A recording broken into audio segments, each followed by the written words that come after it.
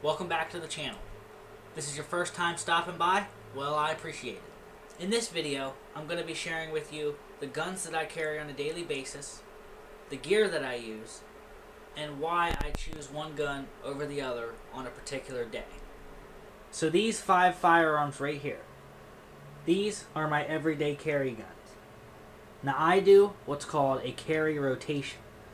The gun I carry on Wednesday might not be the same gun I carry on Friday, Saturday, Sunday. Now I'm going to explain why that is in a little bit. But first, let's take a closer look at each of these firearms.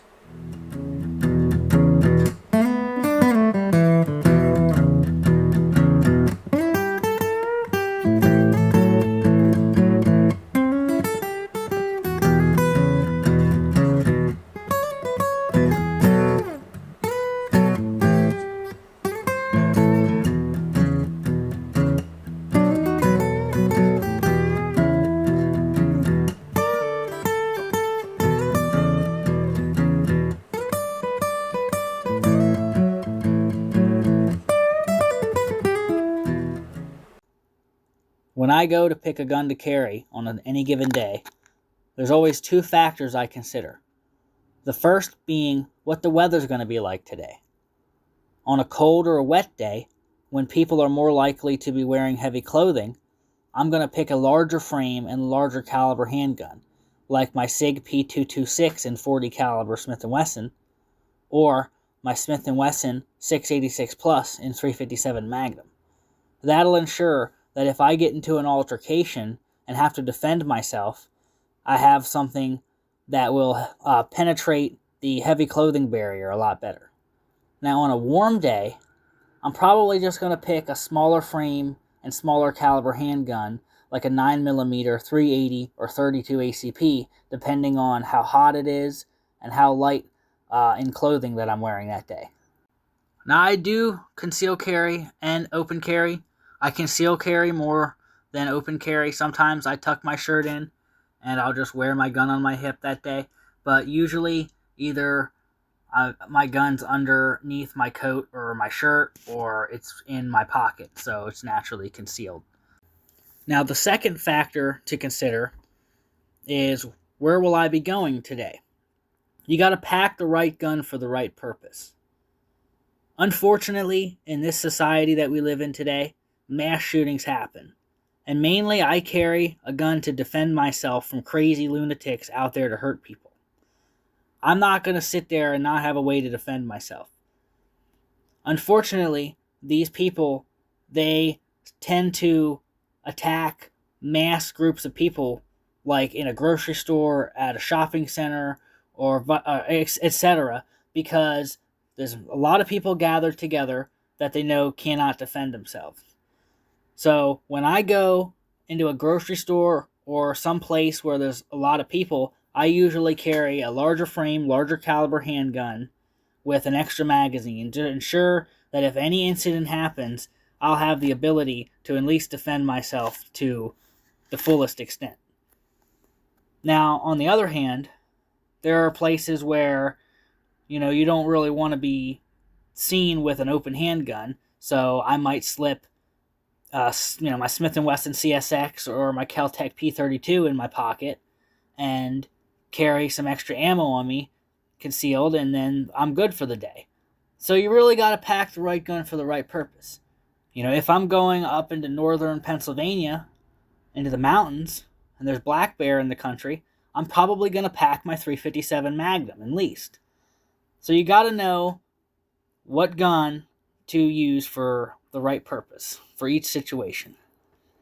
As we can see here, in the warm weather, I'm more likely to carry my Smith & Wesson 439, my Smith & Wesson CSX, both in 9mm, or my Kel-Tec P32 in 32 ACP, compared to the cold weather, where I'm more likely to carry my SIG P226 in 40 Smith & Wesson, or my Smith & Wesson 686 Plus in 357 Magnum.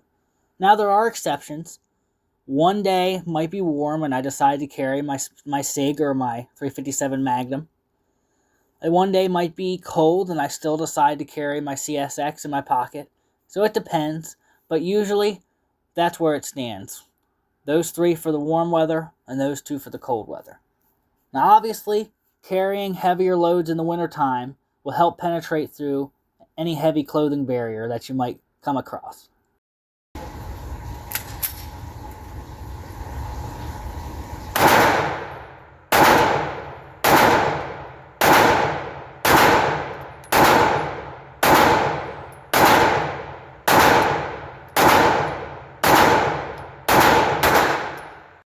Now, the Smith & Wesson CSX is one of my all-time favorite handguns.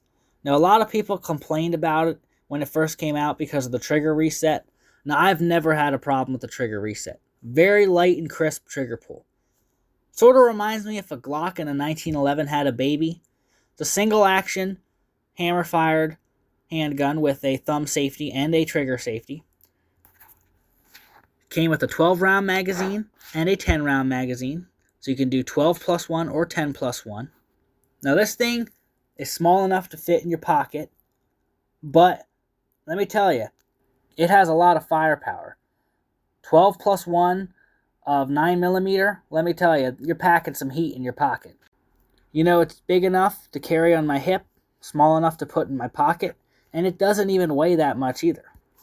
And it's very reliable. I put hundreds of rounds through my CSX, and I've never had a malfunction, and I've never had a problem. For a gun that feels so good in my hand, it also functions just as well. Now, I just stick with 115 grain jacketed hollow points from Underwood pretty much year-round with this gun. With it being so small, the recoil can be a little harsh. So I just stick with 115 grain. I'm not going to push it with anything higher than that.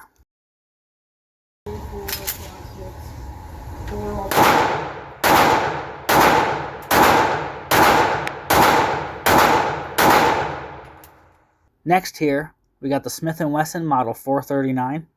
It's your standard single stack, double action, single action 9mm. I picked this gun up a little while ago for just under $500. Came with an extra magazine, that's it. Looked up the serial number. It looks to have been made either late 1981 or early 1982. The magazine holds 8 rounds. So when I carry this gun, I do 8 plus 1. Plus, I carry the extra magazine on me. Has an aluminum alloy frame, so it's a little lighter than you would expect, which makes it very comfortable to carry. It's one of my favorite guns to carry. Nice and lightweight, however, the grip feels really nice in my hand, and the gun is extremely pointable. This is definitely one of my all-time favorite handguns as well. Now, in the summertime, when it's warm, I usually just carry my standard Underwood 115 grain jacketed hollow point. When it gets cold in the winter, I might move up to the Underwood 124 grain jacketed hollow point if I decide to carry it. But honestly, either one would work just fine.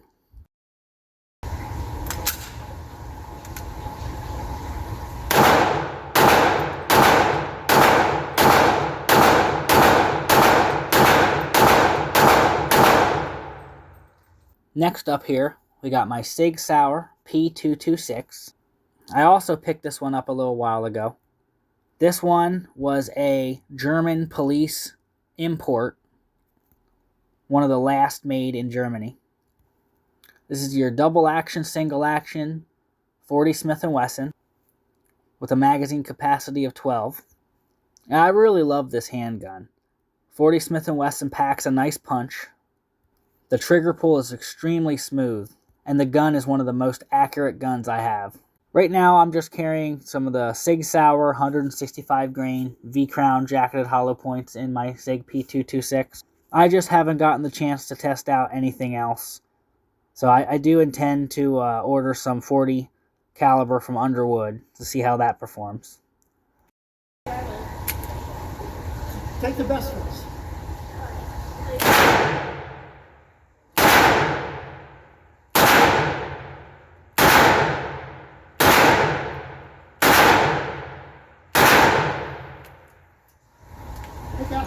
Here we got the Smith & Wesson 686 Plus Deluxe. It's your 7-shot, double action, single action, L-frame revolver in .357 Magnum. Mine comes standard with a 6-inch barrel. Now this is one of the current production 686s. I've heard a lot of bad things about Smith & Wesson, especially the revolver line, because the quality control has taken a dive.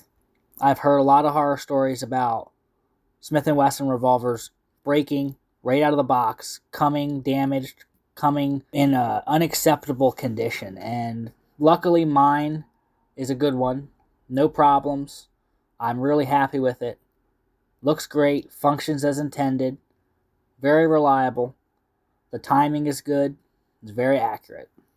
And while I've heard a lot of bad things about Smith & Wesson, especially the new revolvers coming out of the factory, I haven't had any problems. So until I have a problem, I'm just going to take that with a grain of salt. But I do know that the quality control has taken a dive, because the newer revolvers are definitely not as nice as the older ones.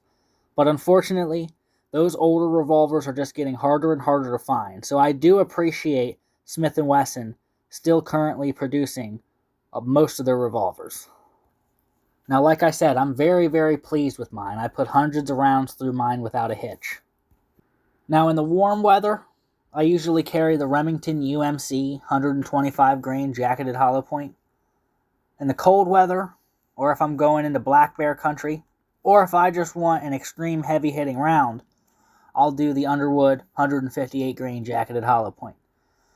See, the difference is, your Remington UMC gives you your standard 500, 550 foot-pounds of energy on the target. Your Underwood 158 grain, well, that's pushing 158 grain projectile pretty darn fast. That's going to give you closer to 800 foot-pounds of energy. Sometimes, especially when it's really hot and I just want to put on some shorts, t-shirt, and go for a walk or go to the store, I might just put my Kel-Tec P32 in my pocket. 7+1, 32 ACP. And a lot of people scoff at 32 ACP. While it certainly would not be my first choice for self-defense, and I certainly wouldn't carry it in the cold weather, it definitely has its place. I would not want to take 3 rounds of 32 ACP center mass, that's for sure. For a gun that I just want to slip in my pocket and go somewhere quick, or a gun that I can even put on my ankle as a backup, it's a great option. Extremely lightweight and very, very thin. You put it in your pocket and you don't even know it's there. And it's surprisingly accurate. Very reliable. I've never had a problem. I put hundreds of rounds through it without a jam or any malfunction. It's a double action only internal hammer fired gun, so the trigger pull is a little hard, but that's no big deal. I've had a lot worse trigger pulls. It's very manageable. Of course, the sights are non-existent, but again, it's more of an up-close and personal kind of gun. I'm not going to be shooting at 10 plus yards with this thing. When it comes to ammo, I just use the PMC Bronze 71 grain full metal jacket. There's no point in loading a hollow point in a 32. You're not really going to get the velocities high enough to get expansion from any projectile. Now, your choice of ammo is just as important as your choice of gun. You got to carry good quality ammo that you have tested and know works. I remember buying a brand new Springfield pistol, and I took it home, and I bought some sort of Hornady critical defense ammunition to put through it. Took it to the range, and it kept jamming because it didn't like the conical hollow points. Wasted my money. But it's good to know that, though, because then I knew that the gun didn't like that kind of ammo. So then I bought a different kind of ammo. It worked, so that's the kind of ammo I used for that gun. You got to carry good quality ammo that you tested and know works in your gun. You know that it's accurate with your gun, that it functions good with your gun. Not only that, not all ammunition is the same. Some ammunition might be slightly underpowered than another ammunition. And I'm not talking about like plus P and plus P plus. I'm talking about your standard pressure ammunition. They can vary. One 9mm ammo might average out to like 280 foot-pounds of energy, and another might average out to like 350 foot-pounds of energy, and I'm talking through the same barrel. So you can get a little more juice out of one brand compared to another. You just gotta do your research and do your testing so you know what kind of ammo works best for you. Now, law enforcement specifically carry higher grain bullets in the wintertime to help penetrate through heavy clothing. Say if they carry 115 or 124 grain in the summertime, they'll switch over to 135 or 147 grain loads in the wintertime. Now, when it comes to any ammunition you choose for self-defense, you want to make sure it's a hollow point or some other kind of self-defense projectile. You do not want to be carrying full metal jackets unless your gun is a weaker caliber like a 32 ACP or a 25 ACP. You got to understand, the hollow points are velocity based. So when you get down to like a 32 ACP or a 25 ACP or even a 22 long rifle, your velocities are going to be so low that there's no point in loading your 25, your 32, your 22 with a hollow point. You're really not going to get that much expansion out of a short barrel. So when it comes to your 380, your 9mm, your 40, your 45, anything above that, you want to be carrying good hollow points to ensure that you don't over-penetrate your target. But you also don't want to carry hollow points that will cause under-penetration. You want to do your research, do your testing, and find what good projectile would work best in your kind of gun. You got to keep in mind your barrel length of your handgun and the type of rifling that your handgun has as well. Lucky Gunner has a really good resource on their website. They test different hollow points and different self-defense projectiles and ballistic gel through different barrel lengths of a handgun to see what the expansion rate is, if it over-penetrates, if it under-penetrates. That's a really good place to start if you're looking for hollow points for your specific handgun. Now, on a typical day, if it's not too hot out, I'm going to be wearing these tactical pants. They are CQR tactical pants. Now what's cool about these, right, is they got two nice wide pockets here. They got two pockets nice and deep, so you can put your wallet, your keys in there. You can slide a pistol in there, a pretty decent size, and they'll fit. The main thing I really like about these pants is they got two phone pouches, one on each side. Now I can put my phone right here and have it accessible so I can pull my phone right out when I need it. And not only that, this other pocket, so what I usually do is I just put a spare magazine right in there. So I'd have, gun on my side. If I need a spare magazine, I could just reach right in here and grab it. I have many, many pairs of these pants because what I really like about these is they have pretty much everything you need. Nice sturdy belt loops, deep pockets, two phone pouches, two side pockets, two back pockets, and they're very, very durable and water resistant as well. So yeah, this is how I dress 90% of the time. With pants like that, and a shirt, either a button-up shirt or a long sleeve shirt like this. Sometimes short sleeve shirts. Sometimes shorts if it's really hot, like 80s or 90s degrees or plus. But usually I prefer to wear pants just like this. These really, really suit my carrying needs, and they're really comfortable as well. Now when it comes to my holsters, I really like 1791 holsters. 1791 leather holsters. Very, very good holsters. Durable, rugged. They can be expensive, but they're worth it. Come in black leather, brown leather. Now, I prefer to carry my handguns outside the waistband. So that means when I carry a holster, I carry it just like that. Belt loops will go through the back, and it'll be right on my side like this. Some people like to carry inside the waistband, so like that, so they can cover it up with their shirt.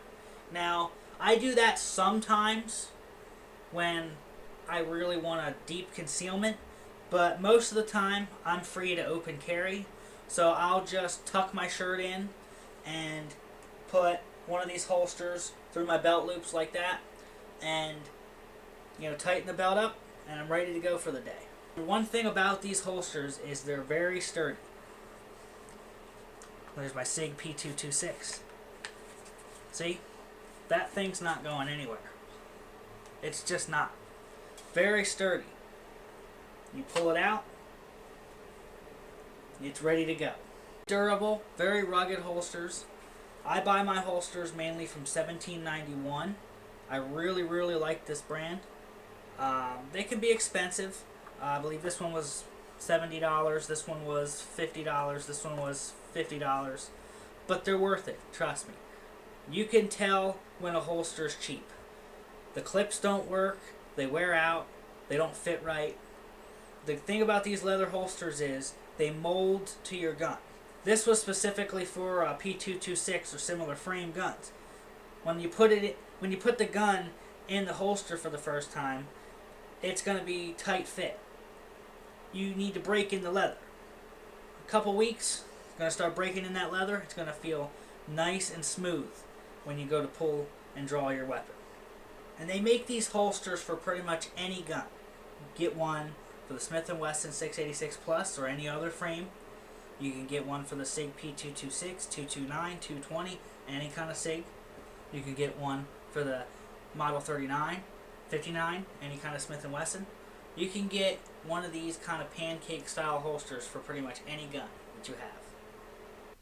So, if I'm carrying a gun like this, I'm going to choose a holster like this. If I'm carrying a gun like this, or even like this, I'm going to choose a holster like this.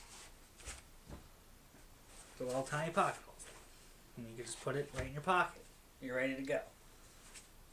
I love the CSX because it's 12 shots, 9mm.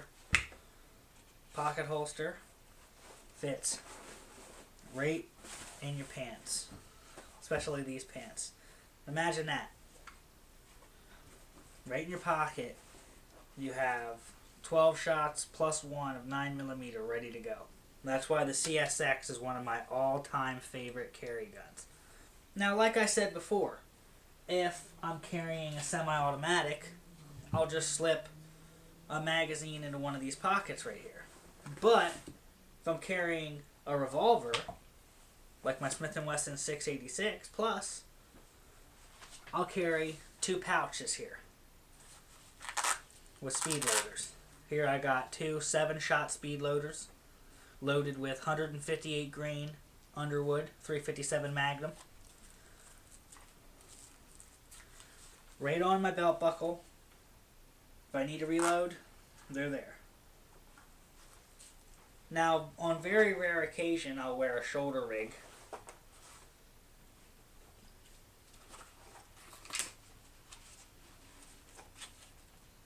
It's kind of a pain in the butt to haul around all day. I'd rather have weight on my hip than weight over my shoulders and things right here getting in the way of my arms.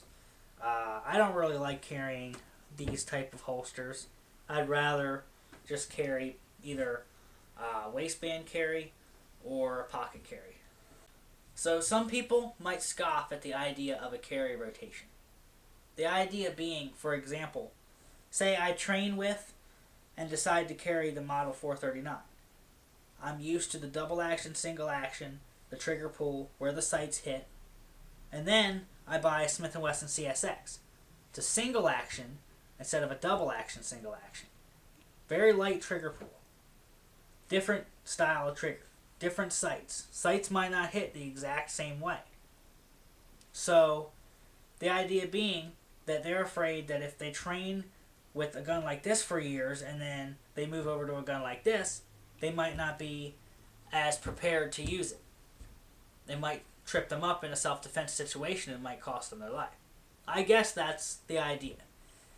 Me, I train enough with all of my guns to where I know if I'm carrying a Model 439, I'm carrying a Model 439. If I'm carrying the CSX, I know I'm carrying the CSX. I trained with all of my firearms to know how to use them properly, how to reload with them as fast as I can, how to hit point of aim, how to hit on target, how to get fast follow-up shots.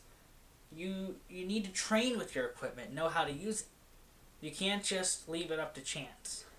Now, my carry rotation changes from time to time. I might pick up a new gun, like it, put it in the carry rotation. So, I recently picked up Walther PPKS. If you haven't seen my review, go watch that video.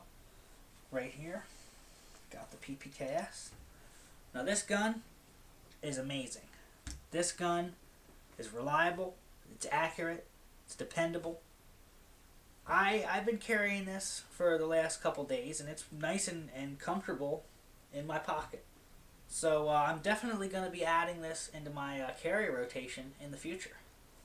As a general guideline, you always want to have your permit if you need one, your permit to carry if you need one, your license or ID, a cell phone if you need to call 911, a gun, spare ammunition, and that's pretty much it.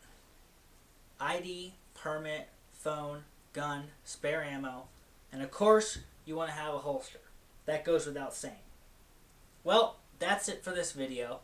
Please like, comment, and subscribe, and I'll see you next time.